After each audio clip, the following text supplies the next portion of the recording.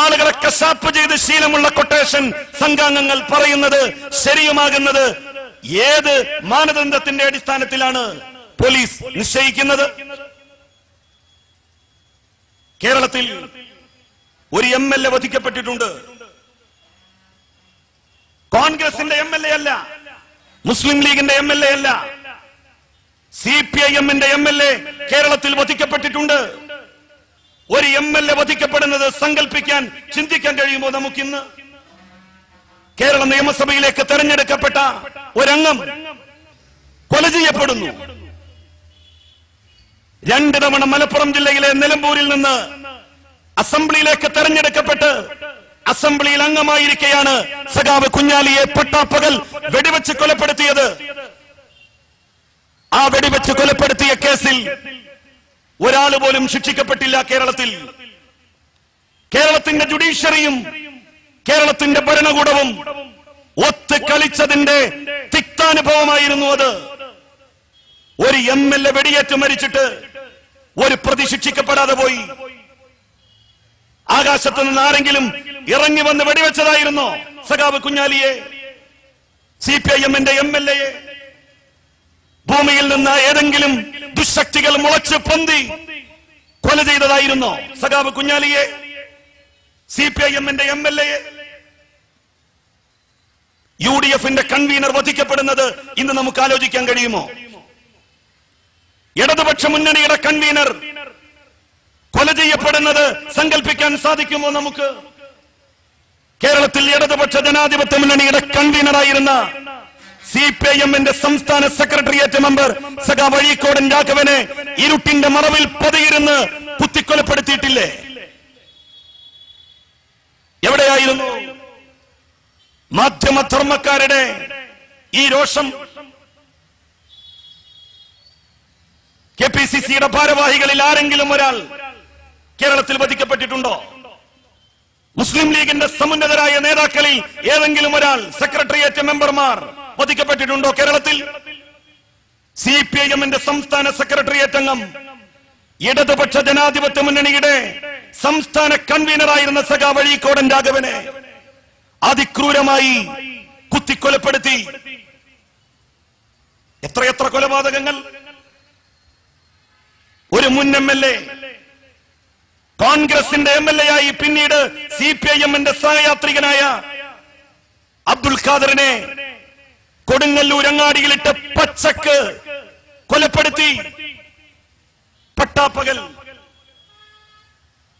ഈ സംസ്ഥാനത്താണ് നടന്നത്, ഉത്തരേന്ത്യയിലല്ല. ഏതെങ്കിലും ഒരു കോൺഗ്രസിന്റെ മുൻ MLA-യെ, ലീഗിന്റെ മുൻ MLA-യെ രാഷ്ട്രീയ ശത്രുക്കൾ സംസ്ഥാനത്ത് കൊലപ്പെടുത്തിയിട്ടുണ്ടോ? 500-ലധികം സഖാക്കൾക്കാണ് കേരളത്തിൽ ജീവൻ നഷ്ടപ്പെട്ടത്. ഏറ്റവും അവസാനം അനീഷ് രാജ് എന്ന് പറയുന്ന SFI-യുടെ ഇടുക്കി ജില്ലയുടെ ഭാരവാഹി. എന്തേ ആരും ഒന്നും പറഞ്ഞില്ല? TP ചന്ദ്രശേഖരന്റെ വധം അപലപിക്കപ്പെടേണ്ടതാണ്, ഒരു തർക്കവുമില്ല. ആര് ചെയ്തു അത്? നെയ്യാറ്റിൻകരയിലെ ഉപതെരഞ്ഞെടുപ്പിന്റെ പശ്ചാത്തലത്തിൽ അത്തരം ഒരു കൊല നടന്നത് ആസൂത്രിതമായിരുന്നു എന്നാരെങ്കിലും കരുതിയാൽ അവരെ എന്തിനു കുറ്റപ്പെടുത്തണം? പിറവത്തെ തെരഞ്ഞെടുപ്പിന്റെ പശ്ചാത്തലത്തിലാണ് നെയ്യാറ്റിൻകരയിലെ UDF-ന്റെ സ്ഥാനാർത്ഥിയായി മത്സരിച്ച ശെൽവരാജിനെ CPIM-ൽ നിന്ന് കൂറുമാറ്റി കൊണ്ടുപോയത് UDF. നെയ്യാറ്റിൻകരയിൽ ഉപതെരഞ്ഞെടുപ്പ് വരുമ്പോ LDF-ന്റെ ചില MLA-മാരെ കൂറുമാറ്റി കൊണ്ടുപോകാമെന്ന് ആഗ്രഹിച്ചു UDF. അതിന് കഴിയാതെ വന്നപ്പോ തെരഞ്ഞെടുപ്പ് ജയിക്കാൻ എന്ത് മാർഗവും അവലംബിക്കാമെന്ന സ്ഥിതി അവരെ സംബന്ധിച്ചിടത്തോളം ഉണ്ടായി. ആ ആലോചനയാണ് TP ചന്ദ്രശേഖരന്റെ വധത്തിൽ കലാശിച്ചത് എന്ന് നാളെ ഈ നാടിനും സമൂഹത്തിനും അംഗീകരിക്കേണ്ടി വരും, ഒരു തർക്കവും വേണ്ട. നെയ്യാറ്റിൻകരയിൽ ഉപതെരഞ്ഞെടുപ്പിന്റെ ഒരു പശ്ചാത്തലത്തിൽ CPIM ഇങ്ങനെ ചെയ്യുമെന്ന് ആരാണ് വിശ്വസിക്കുക? തങ്ങളിൽ നിന്ന് കൂറുമാറിപ്പോയ ഒരാൾ തെരഞ്ഞെടുപ്പിൽ മത്സരിക്കുന്നു.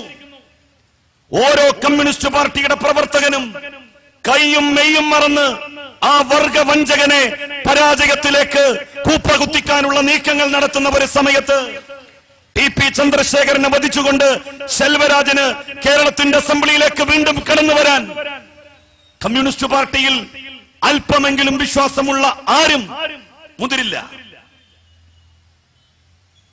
ടി.പി.യെ വധിക്കണമെന്ന് കമ്മ്യൂണിസ്റ്റ് പാർട്ടിക്ക് വല്ല ഉദ്ദേശവും ഉണ്ടായിരുന്നെങ്കിൽ അതിന് പറ്റിയ അവസരം ഇതിനു മുമ്പ് കഴിഞ്ഞു പോയിട്ടുണ്ടല്ലോ.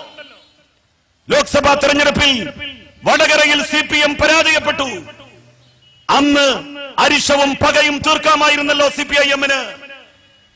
CPIM-ന്റെ കയ്യിലായിരുന്നല്ലോ പട്ടാളവും പോലീസും. അന്ന് അവസാനിപ്പിക്കാമായിരുന്നില്ലേ ടി.പി.യുടെ ജീവൻ? എന്തിന് നെയ്യാറ്റിൻകര ഉപതെരഞ്ഞെടുപ്പ് വരെ കാത്തിരുന്നു അത് അവസാനിപ്പിക്കാൻ? പഞ്ചായത്ത്, മുനിസിപ്പൽ കോർപ്പറേഷനുകളിലേക്ക് തെരഞ്ഞെടുപ്പ് നടന്നു. ആ തെരഞ്ഞെടുപ്പിലും ONGM ഉൾപ്പെടുന്ന മേഖലയിൽ CPIM പരാജയപ്പെട്ടു. ടി.പി.യെ വധിക്കണമെന്നുണ്ടായിരുന്നെങ്കിൽ, ചന്ദ്രശേഖരന്റെ ജീവൻ അപഹരിക്കണമെന്നുണ്ടായിരുന്നെങ്കിൽ അന്ന് ചെയ്യാമായിരുന്നല്ലോ കമ്മ്യൂണിസ്റ്റ് പാർട്ടിക്ക്. കമ്മ്യൂണിസ്റ്റ് പാർട്ടിയുടെ കയ്യിലായിരുന്നല്ലോ ഭരണം. അവരത് ചെയ്തില്ല. അവര് ടി.പി.യെ വധിക്കാൻ നെയ്യാറ്റിൻകര ഉപതെരഞ്ഞെടുപ്പ് വരെ കാത്തിരുന്നു. എങ്കിൽ പോകട്ടെ, 2-ാം തീയതി 5 മണിക്ക് ശേഷം നടപ്പിലാക്കാമായിരുന്നല്ലോ അത്. 2-ാം തീയതി 5 മണിയാകുന്നതോടുകൂടി രാജ്യത്ത് കൊട്ടേഷൻ സംഘങ്ങൾ ഇല്ലാതാകുമോ? രാജ്യത്ത് പിന്നെ ഒരു രാഷ്ട്രീയ കൊലപാതകവും ഉണ്ടാവുകയില്ല എന്നാണോ നമ്മൾ നിനക്കേണ്ടത്? ആരോടാണിത് പറയുന്നത്? ടി.പി.യെ വധിച്ച് അതിന്റെ ഉത്തരവാദിത്വം CPIM-ന്റെ തലയിൽ കെട്ടിവെച്ച് നെയ്യാറ്റിൻകരയിൽ തെരഞ്ഞെടുപ്പ് ജയിക്കാൻ UDF നടത്തിയ ഗൂഢമായിട്ടുള്ള നീക്കം, ആ നീക്കം തിരിച്ചറിയപ്പെടാതെ പോയിക്കൂടാ. ഇതിനു മുൻപും പലരും ഇത്യാദി കുതന്ത്രങ്ങൾ നടത്തിയിട്ടുണ്ട്. നിങ്ങൾക്ക് ഓർമ്മയില്ലേ? 1-ാമത്തെ ടേം നരേന്ദ്രമോദി ഗുജറാത്തിൽ പൂർത്തിയാക്കി. 2-ാമത്തെ ടേമിലേക്ക് തെരഞ്ഞെടുപ്പിനെ അഭിമുഖീകരിക്കാൻ നരേന്ദ്രമോദി ഒരുങ്ങി നിൽക്കുന്ന സന്ദർഭത്തിലാണ് അദ്ദേഹത്തിന്റെ മന്ത്രിസഭയിലെ ആഭ്യന്തര വകുപ്പ് മന്ത്രി അദ്ദേഹത്തിനെതിരായി ചില ആക്ഷേപങ്ങൾ ഉന്നയിച്ച് രംഗത്ത് വന്നത്. അതിനെ മോദി നേരിട്ടത് അക്ഷർധാം ക്ഷേത്രം ആക്രമിപ്പിച്ചുകൊണ്ടാണ്. പാകിസ്ഥാനിൽ നിന്ന് വന്ന മുസ്ലിം തീവ്രവാദികൾ അക്ഷർധാം ക്ഷേത്രം ആക്രമിച്ചു എന്ന് വ്യാപകമായി പ്രചരിപ്പിച്ചു. ക്ഷേത്രം ആക്രമിച്ച ആക്രമണകാരികളെ ജീവനോടുകൂടി പിടികൂടിയില്ല. അവരെ മുഴുവൻ വെടിവെച്ച് കൊലപ്പെടുത്തി. അക്ഷർധാം ക്ഷേത്രം ആക്രമിക്കപ്പെട്ടതിന്റെ പശ്ചാത്തലത്തിൽ 2-ാമതും നരേന്ദ്രമോദി ഗുജറാത്തിൽ അധികാരത്തിൽ വന്നു. 3-ാമത്തെ തവണ നരേന്ദ്രമോദിക്ക് ഗുജറാത്തിൽ തെരഞ്ഞെടുപ്പിന് അഭിമുഖീകരിക്കേണ്ടി വന്നപ്പോ ആസൂത്രിതമായി ഗോദ്രയിൽ ഒരു തീവണ്ടി ദുരന്തമുണ്ടാക്കി. അയോധ്യയിൽ നിന്ന് ദർശനം കഴിഞ്ഞ് വരികയായിരുന്ന ഹൈന്ദവ ഭക്തന്മാർ സഞ്ചരിച്ച തീവണ്ടി ഗോദ്രയിൽ വെച്ച് ആക്രമിക്കപ്പെടുന്ന സ്ഥിതി ഉണ്ടായി. ആ തീവണ്ടിയുടെ ഒരു ബോഗി കത്തി നശിച്ചു. 50ഓളം ഹൈന്ദവ ഭക്തന്മാർ വെന്ത് മരിക്കുന്ന സ്ഥിതി ഉണ്ടായി. മുസ്ലിം തീവ്രവാദികളാണ് ഗോദ്രയിൽ വെച്ച് തീവണ്ടി കത്തിച്ചത് എന്ന് പ്രചരിപ്പിച്ചു. 5000-ത്തിലധികം മുസ്ലിങ്ങളെ പച്ചക്ക് ചുട്ടുകൊല്ലുന്ന സ്ഥിതി ഗുജറാത്തിൽ ഉണ്ടാക്കി. ആ വംശഹത്യയുടെ പിൻബലത്തിൽ 3-ാമത്തെ തെരഞ്ഞെടുപ്പിലും നരേന്ദ്രമോദിക്ക് ജയിച്ചു കയറാൻ സാധിച്ചു. തങ്ങളുടെ രാഷ്ട്രീയമായിട്ടുള്ള ലക്ഷ്യങ്ങൾ നിവർത്തിക്കുന്നതിന് ഇതിന് സമാനമായ ഒട്ടനവധി സംഭവങ്ങൾ നമ്മളുടെ രാജ്യത്ത് പലരും ഉണ്ടാക്കിയിട്ടുണ്ട്. മതാടിസ്ഥാനത്തിൽ ഇന്ത്യ വിഭജിക്കപ്പെട്ട കാലത്ത് പോലും ഇന്ത്യയിൽ ക്ഷേത്രങ്ങൾ ആക്രമിക്കപ്പെട്ടിട്ടില്ല, പള്ളികൾ ആക്രമിക്കപ്പെട്ടിട്ടില്ല. ആ ഒരു സാഹചര്യത്തിലാണ് അക്ഷർധാം ക്ഷേത്രം ആക്രമിക്കപ്പെടുന്ന സ്ഥിതി ഉണ്ടായത്. ഇടതുപക്ഷത്തെ ദുർബലമാക്കാൻ, നെയ്യാറ്റിൻകരയിലെ തെരഞ്ഞെടുപ്പ് ജയിക്കാൻ, CPIM-നെ നാമവിശേഷമാക്കാൻ, ചന്ദ്രശേഖരനെ വധിച്ചുകൊണ്ട് നടത്തിയ ഗൂഢാലോചനയുടെ പൊരുൾ ഇന്നല്ലെങ്കിൽ നാളെ പുറത്തുവരും. രാഷ്ട്രീയ പ്രതിയോഗികളെ കമ്മ്യൂണിസ്റ്റുകാർ നിഷ്കാസനം ചെയ്യാറാണ് പതിവ്. അങ്ങനെയാണോ? അങ്ങനെ ആയിരുന്നെങ്കിൽ സഖാവ് M.V. രാഘവൻ ജീവനോടുകൂടി നടക്കുമായിരുന്നോ കേരളത്തിൽ? സഖാവ് M.V. രാഘവൻ കോൺഗ്രസിൽ ചേർന്നിട്ടല്ലോ ഇന്നും ജീവിക്കുന്നത്. ഒരു പാർട്ടി ഉണ്ടാക്കി. സഖാവ് M.V. രാഘവനോട് CPIM പക തീർക്കണമായിരുന്നല്ലോ. ഒരു ചെറിയ കല്ലെങ്കിലും എടുത്ത് രാഘവനെതിരെ എറിഞ്ഞു എന്ന് നമ്മൾ ആരെങ്കിലും കേട്ടോ? സഖാവ് ഗൗരിയമ്മയുടെ ദേഹത്തൊരു പോറലേൽപ്പിച്ചോ കമ്മ്യൂണിസ്റ്റുകാർ? എന്തിനധികം 10 കൊല്ലം CPIM-ന്റെ MP ആയി ഇന്നും ആ MP-യുടെ ആനുകൂല്യത്തിൽ കിട്ടുന്ന 40,000 രൂപ പെൻഷൻ പറ്റി കഴിയുന്ന അബ്ദുള്ള കുട്ടിയുടെ നേർക്ക് ഒരു നുള്ളും മണലെങ്കിലും CPIM-ന്റെ പ്രവർത്തകന്മാർ എടുത്തെറിഞ്ഞോ? അബ്ദുള്ള കുട്ടി ജീവിക്കുന്നില്ലേ? ഒറ്റപ്പാലത്തെ MP ആയിരുന്ന ശിവരാമൻ CPIM വിട്ടുപോയി. അദ്ദേഹത്തെ കൊന്നോ CPIM? ആലപ്പുഴയിലെ ഡോക്ടർ മനോജ് MP ആയിരുന്നു അവിടെ. അദ്ദേഹം പാർട്ടിയിൽ നിന്ന് വിടചൊല്ലിപ്പോയി. ഡോക്ടർ മനോജിനെതിരായി ആരെങ്കിലും ഒരു ശബ്ദമെങ്കിലും ഉയർത്തിയോ ആലപ്പുഴയിൽ? എന്നിട്ടാണ് പറയുന്നത് കമ്മ്യൂണിസ്റ്റുകാർ രാഷ്ട്രീയ എതിരാളികളെ ഗളച്ഛേദം ചെയ്യും. ഇപ്പൊ കമ്മ്യൂണിസ്റ്റുകാര് കൊലപാതകികളും അക്രമകാരികളുമായി മാറിയിരിക്കുന്നു. ചീമേനിയിൽ 5 സഖാക്കളെ 1987 തെരഞ്ഞെടുപ്പ് കഴിഞ്ഞ് തെരഞ്ഞെടുപ്പിന്റെ ഫലം പുറത്തു വരുന്നതിനിടയിലെ ദിവസങ്ങളിൽ ഓഫീസ് പൂട്ടിയിട്ട് ആ ഓഫീസിന് തീ കൊളുത്തി പച്ചക്ക് ചുട്ടുകൊന്നിട്ടുണ്ട് ഈ ഗാന്ധിയന്മാർ. ആ കോൺഗ്രസുകാരാണ് ഇപ്പൊ പറയുന്നത് തങ്ങൾ സമാധാനത്തിന്റെ ദൂതന്മാരും ശാന്തിയുടെ ഏറ്റവും വലിയ വാഹകന്മാരുമാണ് എന്ന്. ശ്രീമതി ഗാന്ധിയുടെ വധത്തെ തുടർന്ന് ആയിരക്കണക്കിന് സിഖുകാരെ തെരുവിലിട്ട് കശാപ്പ് ചെയ്തവരാണ് ഈ ഗാന്ധിയന്മാർ. അവരാണ് സമാധാനത്തിന്റെ വെള്ളരിപ്രാവുകളായി നമ്മളുടെ മുമ്പിൽ പ്രത്യക്ഷപ്പെട്ട് ഗീർവാണ പ്രസംഗം നടത്തിക്കൊണ്ടിരിക്കുന്നത്. സഖാവ് കുഞ്ഞാലിയെ വെടിവെച്ചു കൊന്നത് കോൺഗ്രസുകാരായിരുന്നില്ലേ? സഖാവ് അഴീക്കോടൻ രാഘവനെ കൊല്ലിച്ചത് കോൺഗ്രസുകാരായിരുന്നില്ലേ? ചീമേനിയിൽ 5 സഖാക്കളെ അതിക്രൂരമായി കൊലപ്പെടുത്തിയത് കോൺഗ്രസുകാരായിരുന്നില്ലേ? മുൻ MLA അബ്ദുൽ ഖാദറിനെ കൊടുങ്ങല്ലൂർ അങ്ങാടിയിടിട്ട് കൊലപ്പെടുത്തിയത് കോൺഗ്രസുകാരായിരുന്നില്ലേ? മുസ്ലിം ലീഗും രാഷ്ട്രീയ കൊലപാതകത്തിൽ പിന്നിലല്ല. AP അബൂബക്കർ മുസ്ലിയാരുടെ 5 അനുയായികളെയാണ് അതിക്രൂരമായി കൊലപ്പെടുത്തിയത് മുസ്ലിം ലീഗിന്റെ പ്രവർത്തകന്മാർ. കുണ്ടൂർ ഉസ്താദിന്റെ മകൻ കുണ്ടൂർ കുഞ്ഞുവിനെ 27-ാം രാവിലാണ് റമളാൻ ദിവസം വെട്ടിക്കൊലപ്പെടുത്തിയത് കുണ്ടൂരങ്ങാടിയിലിട്ട് ലീഗിന്റെ പ്രവർത്തകന്മാർ. അവർക്ക് നിയമസഹായം ചെയ്തു കൊടുത്തത് മുസ്ലിം ലീഗ് പാർട്ടിയായിരുന്നില്ലേ? അമ്പലക്കണ്ടിയിലെ KTC അബ്ദുൽ ഖാദർ കമ്പിപ്പാറ കൊണ്ടാണ് തലക്ക് കുത്തിയിറക്കി കൊലപ്പെടുത്തിയത്. അരിശം തീരാഞ്ഞിട്ട് ആ കമ്പിപ്പാറയുടെ മേൽ പച്ചക്കൊടി കെട്ടിയില്ലേ? ആ മുസ്ലിം ലീഗാണോ ഇപ്പോ സമാധാനത്തിന്റെയും ശാന്തിയുടെയും ലോഹയണിഞ്ഞുകൊണ്ട് നമ്മളുടെ മുമ്പിൽ പ്രത്യക്ഷപ്പെടുന്നത്? പാണ്ടിക്കാട്ടെ കുട്ടിക്കയെ ലീഗുകാർ കൊലപ്പെടുത്തിയതാണ്.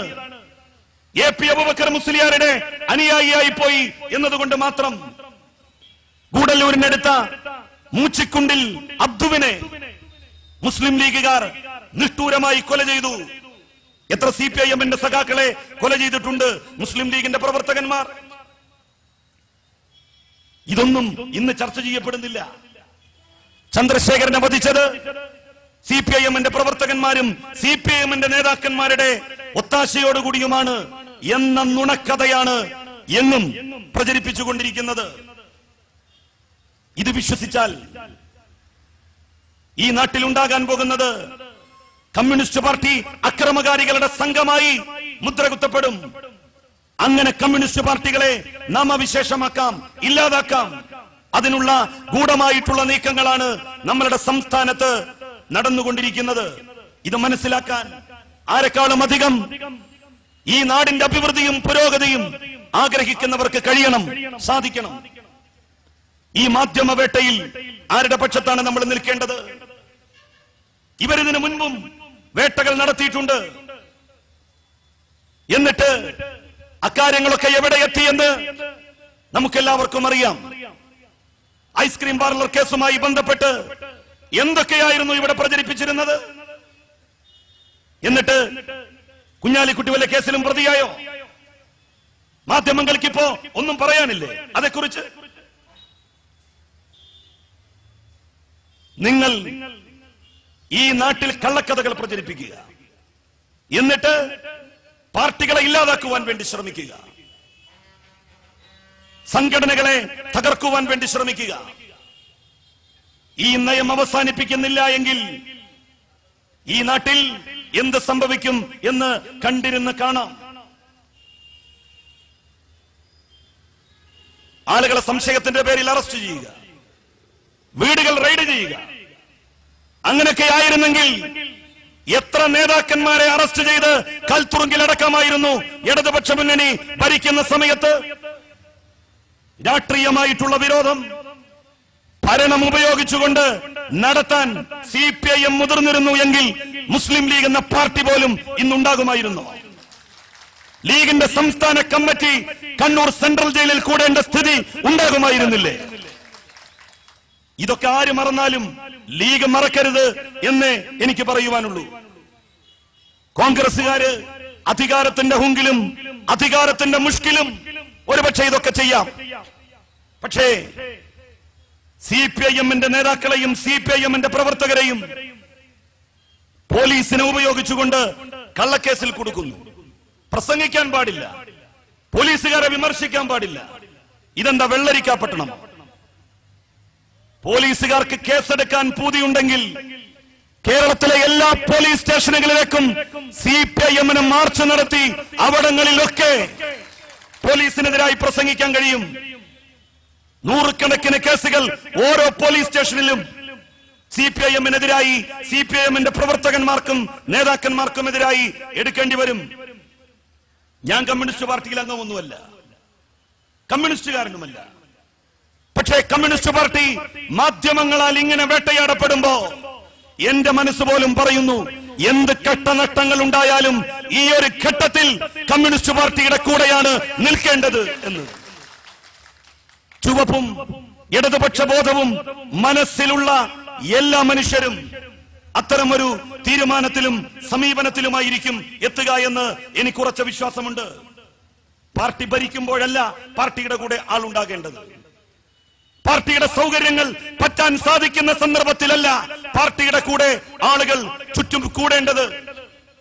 പാർട്ടി ഒരു സന്നിഗ്ധ ഘട്ടത്തിൽ വിഷമത്തെ അഭിമുഖീകരിക്കുമ്പോ വേട്ടപ്പെട്ടി പിന്നിൽ കൂടിയതുപോലെ വേട്ടനായക്കളാൽ അതിക്രൂരമായി വേട്ടയാടപ്പെടുമ്പോ അത്തരം ഒരു സന്ദർഭത്തിലാണ് പാർട്ടിയുടെ കൂടെ കമ്മ്യൂണിസ്റ്റ് പാർട്ടിയോട് സ്നേഹമുള്ളവർ, അതിനോട് അനുഭാവമുള്ളവർ അണിനിരക്കേണ്ടത്. ഇത് ഗൂഢമായിട്ടുള്ള നീക്കമാണ്. ഈ നീക്കത്തെ പ്രതിരോധിച്ചില്ല എങ്കിൽ കമ്മ്യൂണിസ്റ്റ് പാർട്ടികൾ ദുർബലമാകുന്ന സ്ഥിതി ഇവിടെ ഉണ്ടാകും. അതുകൊണ്ട് ആരാണ് നേടാൻ വേണ്ടി പോകുന്നത് എന്ന് ഈ നാട്ടിലെ ജനങ്ങൾ നന്നായി മനസ്സിലാക്കണം. VKC മുഹമ്മദ് കോയയുടെ വീട്ടിലേക്ക് പോലീസിനെ പറഞ്ഞയപ്പിച്ചു. VKC അറിയപ്പെടുന്ന ഒരു വ്യവസായിയാണ്. CPIM-ന്റെ മുൻ MLA ആയിരുന്നു.